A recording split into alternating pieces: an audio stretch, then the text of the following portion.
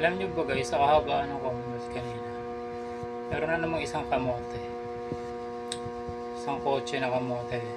Ang dire-diretso yung sa Commonwealth eh. Tapos bigla ang babalagbagan. Tingnan nyo nangyari. Nakablak sa daanan. Anong trip na ito? Okay. Plate number nyo. Lakas ang tama. NGP 2689. Okay. Gusto mo lang mga ganyan? Sige. Video mo. Kung saan niya.